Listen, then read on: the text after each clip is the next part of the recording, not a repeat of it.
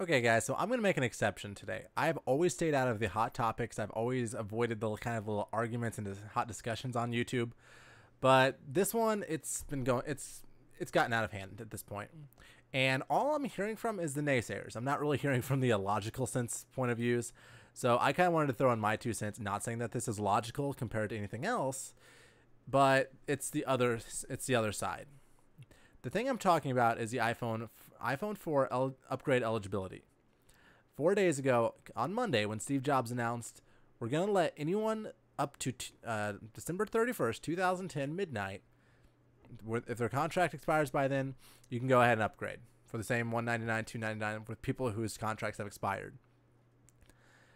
That got a lot of people mad because a year ago they kind of said they made an exception, and I'll call it that. They made an exception. They said if you had the 3G within the first few months and your contract is set to expire sometime within the next 10 months or whatever cutoff time was, we'll go ahead and let you upgrade. We'll give you the full discount. We'll give you the full subsidiary, but you just have to sign a new tier contract. I understood that as an exception, kind of as here's kind of an olive branch for reaching out to you or showing you we care about you. Lie. But a lot of people apparently took that as the new precedent, that a 2-year contract, that didn't count. As soon as the new iPhone came out, you could just resign another 2-year contract. So a lot of people have been all over the social networks, Facebook, Twitter, YouTube, it's everywhere. You cannot sign on to Twitter right now, at least I can't, and read 20 tweets without seeing at least 15 people complaining about the iPhone eligibility upgrade and how it's unfair, cruel that AT&T is making them pay $4.99 and $5.99. But I've had my account open for 6 years. So that means you've gotten probably 3 subsidized phones already. That's the price of membership. So a lot of people kind of don't understand, why would AT&T do this? Why would Apple do this? Why would they set this great precedent and not follow through? No one ever said it was a precedent. No one ever said if you sign up now, come a year, we're going to give you the same deal. It's not how it works. So, I mean, pretty much this is what I'm saying to everyone who signed a new 2-year contract. Just that. You signed a new, starting June 25th or whenever the iPhone 3GS came out, you signed a 2-year contract. Not 12 months, not 365 days. 2 years, 24 months, 307. No. 730-day contract. Cannot believe it took me that long to add that in my head. So, yeah, it sucks that you can't get the 4G or the iPhone 4, but you still can't. You just have to pay the $300 that AT&T is going to be losing on you because, I mean, they pay for those subsidiaries. Yes, they get them at a cheaper rate than they charge you full price for, but they're a company. They're there to make money. Don't kid yourself. Don't say, well, they've got my back. They're going to take care of me. Wrong. They're going to take care of you as long as you keep taking care of them, yeah. But if you keep walking up there saying, you know, this ain't working for me, I need a discount, they're going to go, sure. Walk in and say, you know what, I want 1,400 minutes, but I only want to pay $30 a month for it. It ain't going to happen. So all you people, and I'm going to include everyone in this one, who are complaining on Twitter, who are calling AT&T representatives, you're not doing any good. I mean, if you actually want to do something about it, do something about it.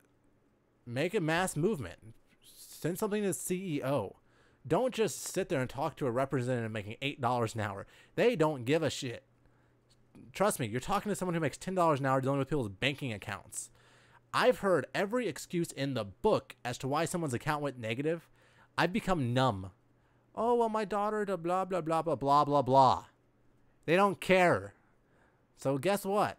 Move on. All you're doing by calling them is solidifying the fact that you're getting that phone. And whether it's for $199, $299, $499, or $599, you're going to end up getting the phone. Go ahead, escalate up to a supervisor, because in the back of that supervisor's head, they know you're already hooked. If you weren't that hooked on that phone, you would not be complaining this much about it. So there is no point to give you $300 off. You're going to spend it anyways. So a lot of you are asking, well, why would they do that one year and not the other? It makes sense business-wise. The iPhone 3G and the 3GS, there was a very small difference between them. You got 4 or 5 things. One, you got a faster processor. It was supposedly 50% faster than the iPhone 3G. Yeah, it was. But everything still runs on the 3G. 2, you got a built-in compass. That was a good feature. That was something brand new, wasn't an upgrade. That was something good. 3, you got voice recognition. Whoop-de-doo. How many of you actually use that feature? I mean, I don't think I would. If you do, fantastic. I mean, all the power to you. Then you're getting your money's worth. 4, you got more memory, 16 and 32. But honestly, who needs 32 gigabytes of stuff walking around with them? That's a ton of movies, a lot of video, and movies, audio, and apps. That is a ton of stuff. I've got a 16 gig iPhone half empty, but I only take what I use. I don't put my entire music library on there because it's not what it's meant for. If you want a backup, get a hard drive, not an iPhone. So with those few features, you know AT&T and Apple sat there going, how are we going to get people to buy this for $500? Because everyone who wants an iPhone, they either have the 3G or the iPhone. The iPhone, yeah, they'll upgrade, but there was only a few million of those sold. There was millions and millions of the 3G sold. So how do we get them to upgrade? Because they're not going to do it for $5 million, and we really want those more 2-year contracts. I know. Let's go ahead and give them $300 off. Give them $199, $299, but they have to re-sign a 2-year contract. And that's what they did. They got you all to sign new 2-year contracts. They knew down the road that it was going to come back and you were going to want more 2-year contracts because that's how you get subsidiaries. It's just how it works. So when the iPhone 4 came out, a lot of you were expecting it. I don't blame you. But at the same time, the iPhone 4 is such a step ahead of the iPhone 3GS. There's no point. They know you're going to pay $500 for that come hell or high water. So there is no point to giving you the $300 off. In the keynote, Apple said this month they were going to reach the 100 millionth iOS device, that being iPod Touches, iPads, and iPhones.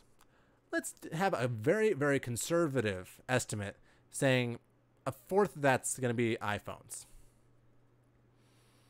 So we're talking about all previous iPhones. Actually, let's say half its iPhones, because that's a pretty realistic thing. Only 2 million iPads have been sold. So let's say half its iPhones. They're planning on selling probably about 10 million when they first roll out. If they gave everybody that $300 off, you're looking at $3 billion AT&T is losing in profit. They're not going to do it because they know you're going to get it anyways. So instead of losing $3 billion, they're getting it.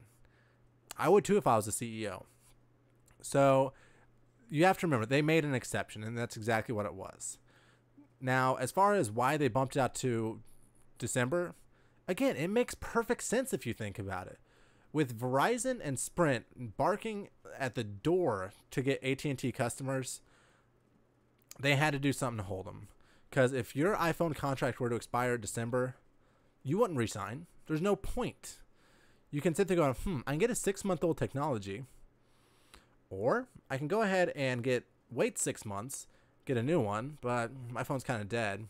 Or, Sprint has 4G now. They have that HTC Evo phone that supports 4G. Maybe I'll go over there and get the faster speeds. Or Verizon has some great packages. They've got some really nice Motorola Droid phones. Maybe I'll go over there. Or AT&T's going, holy crap, how do we keep these people? And said, hey, yeah, stick with us. We'll go ahead and waive that 6 months. We'll give you $300. Go ahead and re-sign with us. So everything that they've done makes sense. So for everyone who got the 3G, stop complaining. Just wait for the 5G, the iPhone 5 to come out. Or pay the extra and get the iPhone 4. But don't come complaining in a year saying, oh, why can't I get the iPhone 5 for $499? If you have to have the newest thing, you're going to be paying for the newest thing. That's just the fact of life. But guys, that's me pretty much going to wrap it up here. Let me know your opinion.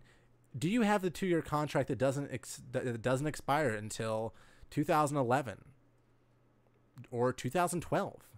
Do you have, what do you guys have? What's your opinion about it? Are you pissed? Are you understanding? You signed a 2-year contract. It's a legal contract. An early termination fee costs $325 plus $10 per month that you're terminating early. Yes, I actually read the contract about 20 minutes ago. So in essence, by paying an additional $300 for the phone and re-signing the contract, you're breaking the contract at a discounted rate and keeping your same phone number. So, I mean, either way, you're still getting a discount. You're not paying for the full price for the device, and you're also getting a discount for early termination on the account. But guys, this is me going to get off my soapbox now. This has gone on for way too long, 10.5 minutes already. So this is Nick. I'll see you all later. This will be the last video I'll probably ever do on this because I've never been this frustrated at other people. And that's going to wrap this up, guys. So let me know your opinion. Let me know if you think I'm just an asshole. So going, well, since you're eligible, you're just perfectly fine. You don't care about everyone else. Let me know. If I put myself out there, I want you guys to tell me what you think. I want you guys to put yourselves out there. Do a video response. Let me know what you think. But this is Nick, and I'll see you all in the next video.